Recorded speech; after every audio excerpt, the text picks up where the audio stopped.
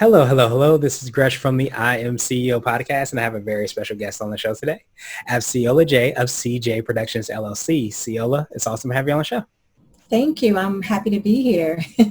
No problem. Super excited to have you on. And before we jumped in, I wanted to read a little bit more about Ceola so you can hear about all the awesome things that she's doing. And Ceola J is passionate about encouraging and inspiring women to seek and reach their God-given purpose and to live their best lives now. She is the published author of I Know It Was the Blood, A Story of Overcoming. She is the founder and CEO of CJ Productions LLC, a faith-based company dedicated to producing projects that create, inspire, and empower through performing arts. Ciola has written and produced 5 stage plays under the production company. And Ciola is also a motivational speaker, the founder of Sisters Celebrating Each Other Incorporated, a nonprofit benefiting single women and single mothers. And look for new books, a CD series, and stage plays coming soon from Ceola J as well too. Ceola J, are you ready to speak to the I'm CEO community? I am. I am. Awesome. Let's do it. So to kick everything off, I wanted to kind of rewind the clock, hear a little bit more from the beginning. Take us through your CEO story. We'll let you get started with your business. Wow. Wow. Well, actually, is it okay to call you Gresh? Absolutely. Go for it. I've been called a lot of stuff, a lot worse. So no, Gresh is what I go by. So I appreciate it. That's awesome. Well, Gresh, it started for me. I think writing started for me when I was much, much younger, actually probably around 10 or 11 years old. Writing, it was a way of escape for me. My childhood was somewhat troubling. If I can be transparent here, I was sexually assaulted as a child, dealt with the alcoholic mother. We experienced homelessness, academic failure, and so much more. So writing was a way of escape for me, but unfortunately, due to my academic struggles, I didn't think I was good enough. So it wasn't until probably around 2007 when I sat down at this nudge I had and to write a story about my grandmother and I's relationship. And that turned into be my first stage play. That was back in 2017. And then the first book, I Know It Was the Blood, was published in 2016 for the first time. And it was just republished January of this year by TBN's publishing company, Trilogy Publishing House, January 7th. Awesome. Well, obviously, sorry to hear all of that, but I appreciate you for showing courage and transparency as well too, and being able to tell your story, because I think definitely, I'm sure you probably hear it as well too, when you're going through a difficult time, sometimes you can feel like you're by yourself. And I think by being able to tell your story and hear not just the story, but hear you overcome and be able to accomplish so much, it gives power obviously to yourself, I know, but to so many people that probably hear your story and connect with you as well. Yeah, I hear that often, and it's quite humbling. Yeah, absolutely. And so I know you create in so many different ways. Could you take us through exactly how you serve your clients? I know you have your stage plays and everything. Can you take us through everything you do to kind of support people that you work with? Wow, well, one of the things, let's just start with CJ Productions. So one of the things that I really, really am excited about with CJ Productions is just the opportunity to give the platform to those who may not have otherwise have the platform. So our stage play productions speak to my story, but we bring in women who may have experienced some of the things that I've experienced, that have a creative gift and are able to convey, their story through the productions. So that's one aspect of what I feel like, CJ Productions brings to the community is a sense of community through CJ Productions, through their own real life experiences and are able to convey that through the stage plays. So providing that opportunity to the community is a huge a sense of excitement for me. And then through Sisters Celebrating Each Other, when we talk about entrepreneurial, the various platforms that I have, being able to serve the community, offering assistance with homelessness and support academically through the women in our community is another product and service, or service I should say, that we offer to the community. And just by way of motivational speaking, being able to speak at different events and life coaching. So life coaching, stage play productions, and community service through the nonprofit are ways that I'm able to offer product and service to the community. Yeah, absolutely. And do you find that it sounds like I don't know if you would use the phrase service-based entrepreneur, but it kind of sounds like in every aspect there's that strong service-based aspect of it because even, from using your gifts and your talents, your God-given gifts and talents, you've Yeah. been able to kind of serve and then provide a platform for other people to serve and their unique God-given talents as well too. But of course the nonprofit and then everything you're doing as far as the coaching and motivational speaking, it sounds like you're being of tremendous service to the community and the people within it. I would hope so. I mean, I think that's really what it's really all about. Well, we'll get to that, but I think that's really what it's all about is being able to offer the gifts, as you said, the talents and the abilities that we have to those in whom we serve, be it our community, nationwide, globally. I think that's what it's really all about. Yeah, absolutely. And it's a beautiful thing, especially in this day and age when you're able to, reach so many people on such Mhm. a grand scale and in so many different talented ways. So that's why I appreciate, everything, that you're doing and you're growing as well. So Yeah. I wanted to ask you now for what I call your secret sauce. And this could be for yourself personally or your business, but what do you feel kind Mhm. of sets you apart and makes you unique? One of the things that I can say, Gresh, is really, or I should say two things, is authenticity and transparency. And you said it could be for myself. I found that over the years, being authentic, in what I do and being transparent. And I find that doing that through the stage plays, doing that through my individual or group life coaching sessions is for me my secret sauce. I think it's important, and it has been a benefit to me and to those whom I am able to help and serve. Yeah. Authenticity and transparency. Yeah, absolutely. I mean, I think those are two very powerful words because I think so many times Mm, you want to have that full deep connection with somebody and you want to really know somebody. And I think yeah, a lot of times in order to get that, I guess, a lot of times you have to be that as well too. So I feel like right. you have to walk the walk and before, that comes back to you. So not only does it provide that opportunity to have those deep connections, I think it also gives people kind of, I guess, power, or maybe even permission to be able to do that themselves. That it knows that it's okay to be that, to be who you are to a deeper degree. I totally agree. It's something that this is something that came to me many years ago.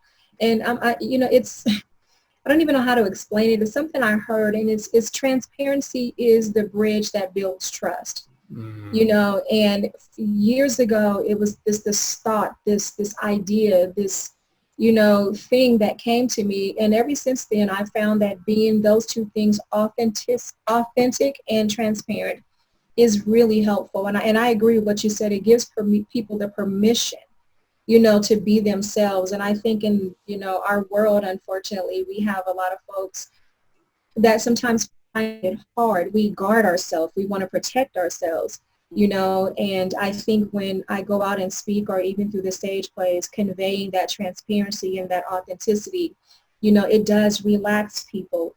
It allows people to kind of offload some things that they may be dealing with or going through, or just woosah, to be able to be themselves with you. And I think that's healthy on so many different levels. oh yeah, I would definitely agree with that. And do you feel like I know you mentioned when you were talking about your story that you didn't feel like the writing was one of your strengths, but it's something that is your gift now. Do you feel like it was a process by which you were able to not just not want, sometimes you want to be authentic, you may not necessarily know how. So Yeah. until you step and walk into your gifts and you understand that, then you're able to kind of own them and then of course display them Mhm. and showcase them. It's definitely a process, but I found that through writing, it has been also my healing. Mm. And I didn't really understand that, and so for a long time, my inability due to my own perceived thoughts of inadequacy and unworthiness, it's to some degree, it kept me bound, unable to really kind of tell my story, unable to just kind of be free of all of that stuff that I held, so tightly because of those feelings of inadequacy or, unworthiness. So yeah, it has healed me, and I believe that it offers healing to other people. So there's definitely a process through which you've got to allow yourself, to go through that, and then believe in yourself that, you can do it. You can do all things through Christ who strengthens us. Absolutely, absolutely. And Mhm. yeah, that imposter syndrome especially is big because, a lot of times Yeah. we're like, who am I to be this, that, who am I to be great? Who am I to be, shine my light and those things, but who are you not to be, as the quote says. And I think so many times when you step into it and you walk into that, really powerful things start to happen. And I appreciate you Mhm. for sharing that. And of course, doing that as well too, and providing a platform for people as well. All right. Amen. Awesome, awesome, awesome. So I wanted to switch gears a little bit, and I Uh-huh. want to ask you for what I call a CEO hack. So this could be like an app, a book, or a habit that you have, but what's something that makes you more effective and efficient? Wow. Okay, book. There are more than one book. There's Hmm. more than one book. Hmm. I'll just say one of my favorite authors and resources through which I have considered to be very helpful to me is Dr. Myles Munroe. Over the years, I have read many of his books, and they have really helped me, continue to help me. Another book that I have read that I found to be a great resource to me is, I'm not sure if you're familiar with I don't think he's Dr. El Silvoso. And he has a book called Anointed for Business, that is really, really beneficial in terms of marketplace transformation, helping those that are of the faith walk into the marketplace with their gifting and their talents. And so that has been very helpful to me. And then the other thing I would say is, for me, being a stage play writer and an author of books and CDs, I think effective communication is essential. So for me, studying and researching and looking up all the resources that I can on being an effective communicator is definitely, I would consider, one of my hacks, in addition to those authors and their books. Yeah, absolutely. No, I haven't heard of him. I'm actually going to check out that book because I think kind of like what we've been talking about a lot too is when sometimes when you know your gifts or sometimes when you don't know your gifts, when you Mhm. discover them, I always talk about the parable of the talents where you're Yeah. given certain things in order to not plant and be scared of them, but to really have them blossom and flourish so that you can really showcase the greatness of God. And I think when Mhm. you're able to do that, you're able to walk into that. Yeah. We sometimes don't know how best to do that, but those books and those hacks allow us those kind of, I guess, roadmaps in order to how Mhm. best we can do that, and to be able to, of course, communicate that as Mhm. articulately as possible is important, especially if you're going to be in business or you're really going to, interact with people and showcase your talents and your skills. Right, right, right. And Gresham, it's really difficult. It was really difficult for me, and it may be difficult for others as well, to walk in those gifts and those talents and those abilities, because, I don't know if it's sometimes, for me, I'll say for me personally, it was, as I said earlier, those feelings of inadequacy, those feelings of unworthiness, those feelings of feeling like I had to do it the way other people did it, and I share this when I go out and speak publicly. I didn't graduate high school, Mhm.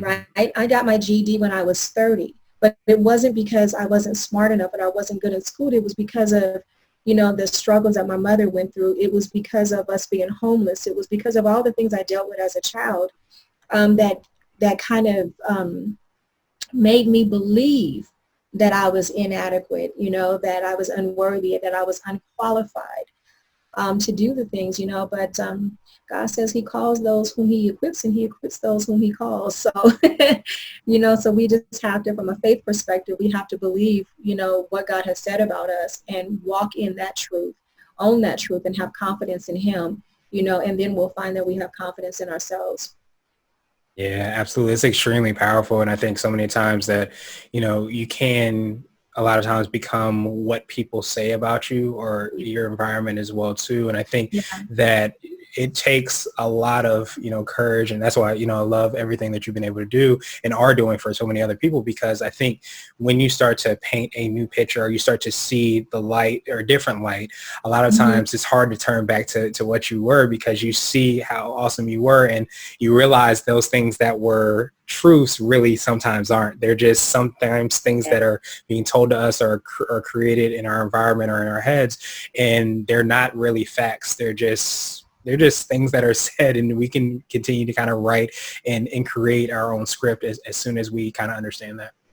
That's true. That's true. The last point I want to make on this, if you just give me a little latitude here, a couple of seconds, please do, is that I'm actually prior to COVID, I had started my 2020 tour, Your Past Does Not Destroy Your Destiny. And that's something that, I try to encourage as I go out and speak now, after COVID is over, picking this back up, is really kind of speaking to people about your past does not destroy your destiny. And just piggybacking off of something you said, that oftentimes we believe what people say about us, and another way of saying that is we allow people to define us by what they say about us, or even by our past experiences. So, my hope is to really kind of convey the message that your past does not destroy your destiny. Changing your perspective, you can allow it to be used as a tool by which you empower and educate and encourage others. Yeah, absolutely. And definitely a powerful tool at that, because I think when you do go through certain experiences, to me, it also makes you stronger. And it gives you, first of all, like we've been talking about, gives you the ability to kind of strengthen yourself. But I think when you're telling your story and you really authentically, tell your story, and you do that, it also lets people know that their difficulties, their challenges that they're going through, you can overcome that as well too. So I love that. It's extremely powerful. Yeah. Awesome. So now I wanted to ask you for what I call a CEO nugget. So this could be a word of wisdom or a piece of advice. If you were to hop into a time machine, it might be something you would tell your younger business self, or you might even tell a client as well too. Okay. What would I tell people? I would say, don't relinquish your birthright. And I'll explain a little bit about that. What I'm saying when I say don't relinquish your birthright is we were all created with a purpose. We were all created, with a vision that, we were born with. And a lot of times I think, even for me and in my journey, I've had so many different, and I would say, how can I categorize this as opportunities, that will cause me to kind of relinquish my birthright, whether it be for money, or it be for fame, or it be for status, or it be for recognition. Sometimes we're so eager to manifest the vision and the purpose and the passion that sometimes we're willing to sacrifice or relinquish our birthright, for the things that we deem as success. So I want to say to people, if I had any advice to my younger self, although I haven't done this, I caution myself to be careful even going forward not to do that, because the more exposure you get, the more people learn about you, the more opportunities you'll find that you're being met with to say, hey, do this, or, don't do it that way, or don't, let's change that model and do it this way. And I would say stay true to your vision and don't sell your birthright. Absolutely. That's something that's extremely powerful. And like you said, that vision and that birthright that you have, I think so many times, even we can just, look down at our phones and see like how many distractions that we have. But those distractions are literally everywhere, as you get to connect with more and more people, as you get to build relationships, a lot of times you can lose that vision because you might be living somebody else's vision, or maybe they see something else that's different from your vision. So you kind of have to hold that like North Star, so to speak, true, and make sure that you are continuing to take steps and continue to kind of remind yourself of what your birthright is and what that vision looks like. Right. Stay true to yourself. Absolutely. I absolutely love that. And so now I wanted to ask you my absolute favorite question, which is the definition of what it means to be a CEO. And we're hoping to have different quote unquote CEOs on the show. So Ciola, what does being a CEO mean to you? What it means to be a CEO to me, it's interesting because the first three letters of my name are CEO. And it was my husband who actually brought this to my attention because I've never really focused on it. But when he mentioned that to me, I started thinking about that. And I started thinking about nothing ever happens by coincidence or chance. There's always a reason for everything. And so when I thought about CEO, I thought about caring earnestly for others. Mm. And so for me, if I could use it, if I could use that, I would say that as a CEO, as an entrepreneur, our business is ran by people, whether it's a marketing team, a tech team, whether it's an HR team, our customer base or our client base. So it's really people focused. So I think for me, being a CEO means to care earnestly for others, taking into consideration why I'm doing what I'm doing and what it is that I'm doing, and always being mindful of the people in terms of my business. So I would say, to me, it means always being mindful of caring earnestly for others. Awesome. I love that. That's absolutely powerful. And I love even the connection with your name as well, too. And I think the quote that was coming to my mind is that people don't care how much you know till they know how much you care. And I think that when you look at business and organizations and, of course you can look at the numbers, and I think, of course, that's important. But I think that people aspect is something that often we can sometimes gloss over, and to have that care and to have that trust and the relationship building as well, too, that comes with, getting to know somebody, another human, I think is insanely important. And I appreciate you for reminding us of that. I appreciate you for reminding us through your name as well, too, even though I don't know if you planned that, but it's great to kind of hear and see that and see how that goes together.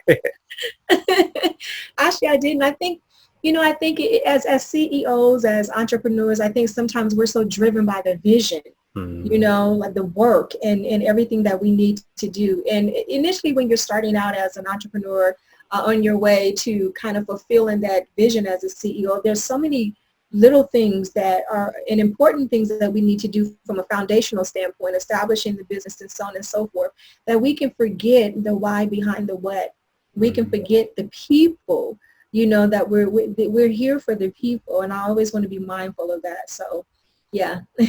Yeah, it's being very aware of exactly what you're doing and the tools that you have and how you can impact Yes. and have the impact on the people and the world on an even deeper level as well, too. And I think if we lose sight of that, we lose sight of why we're doing these certain steps, why we're going through the certain things. So it's insanely Right. important, and I appreciate it. Yes. Yes. Awesome, awesome, awesome. So I wanted to pass the mic to you to see if there's anything additional you want to let our readers and listeners know, and of course, how best people can get a hold of you and find out all the awesome things that you're working Yeah. Going back, if there's anything else I would want, our viewers and listeners to know is to remind people to always be true to yourself. Always in terms of your business, even yourself, always be true to yourself. Always remember again the why behind the what. Never lose sight of that. And I also want to say, don't let fear hinder you. To the new entrepreneurs, the CEOs that are beginning new ventures, don't let fear hinder you. Be your own biggest cheerleader. Believe in yourself.